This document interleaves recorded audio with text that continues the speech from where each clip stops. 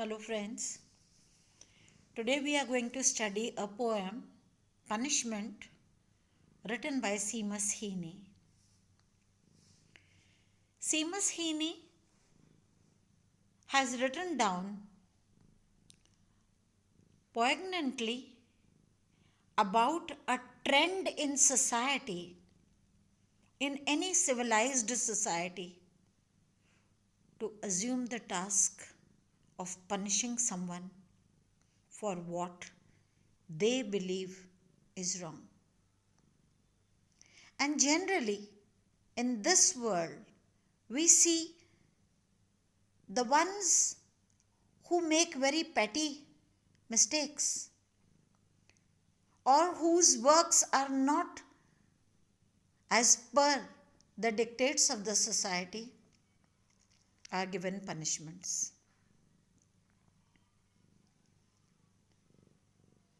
Punishment should be an act which aims at correcting the person's attitude, a person's conduct. But if punishment goes to the extent of killing the person who has done any mistake or even a crime, as people believe it to be, and have no very strong reasons, then the punishment, how does it stand for the succeeding generations? How do they see it? Let us see in this beautiful poem, in this moving poem entitled Punishment. I can feel the tug of the halter at the nape. Now, before I proceed any further in this poem, I'm really sorry I have not been able to present before you the image of the person who has been given the punishment. But in my next lecture, I certainly will present to you the image. Now, nape is neck, the back part of the neck, and halter is a leather belt. The poet says that there is a girl whose body has been retrieved from somewhere, buried deep in a bog. So he says, on looking at the body of this girl, I can feel. What is most important is that the poet feels. He goes close to the suffering of the girl that she must have borne, that she must have experienced. I can feel the tug. Tug is the pulling hard. A noose was tied around the girl. Noose is a loop. It was tied around the neck of the girl and she was dragged. Largely, as is believed and as is prominent in that tribe, in that area, it is the punishment for adultery. Adultery is moving into physical relations with someone that the family, the society prohibits. So she has done that, and now looking at the body, he says that I can still feel how she must have been dragged on the neck, at the nape of her neck, the wind on her naked front, and the clothes, she has been ripped of clothes, or the clothes must have got degenerated. So the wind on her naked front, the poet is able to feel, though the body has hardened, yet he feels how the body should have suffered. It blows her nipples to amber beads.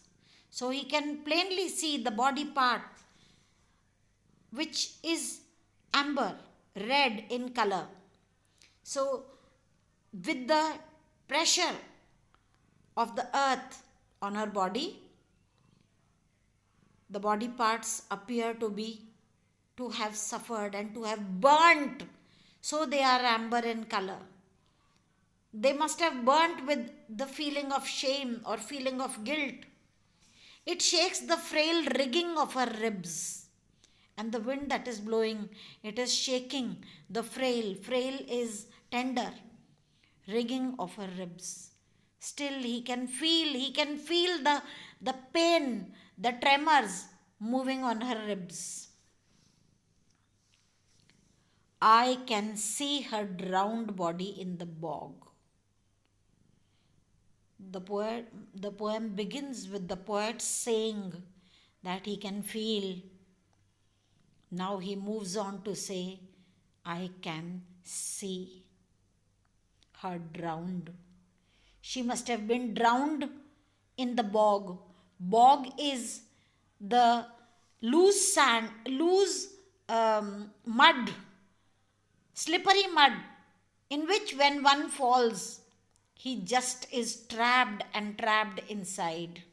There is no escape out of it. Dal. So he can plainly see that this girl was dragged on the earth, exposed to the wind, exposed to the winds of hatred against her, and how she was thrust into the bog and the weighing stone, that she must not be able to come out of it. A very heavy stone was tied at the rope so that she only sinks and can never surface up. The floating rods and boughs. And he can just see that the rods with which she must have been beaten, with which the rods which must have prevented her coming out, these rods are also lying on the surface of the bog, and the boughs, the branches with which they must have pricked her body so that she doesn't come up. As you can see, in these beginning 3 stanzas, the poet introduces us to a body. He gives the description of the body that is exposed, that is not covered with any cloth. And now, after much time, her body has been retrieved from the bog.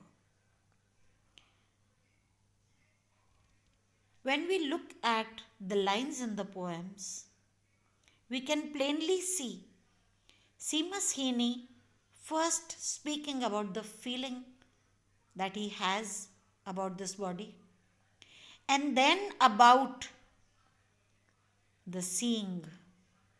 He actually visualizes the suffering this girl must have undergone, how her body was dragged, how she was thrust into the bog, never to come back up. And the images of the weighing stone, the floating rods and boughs, all contribute to a mass hatred inflicted upon her. There is a stone which the executioner must have tied. But in fact, there are other rods and boughs also, which are proof enough that she was not subjected to this pain by one. She was subjected to this pain and misery by the whole lot. And these people should have been her own people. So the title of the poem, Punishment, is explicitly put forward in the beginning stanzas, and they introduce us to a body and not a living person. The punishment has been of a magnitude that has told upon the life of this girl. This is all for today. Thank you.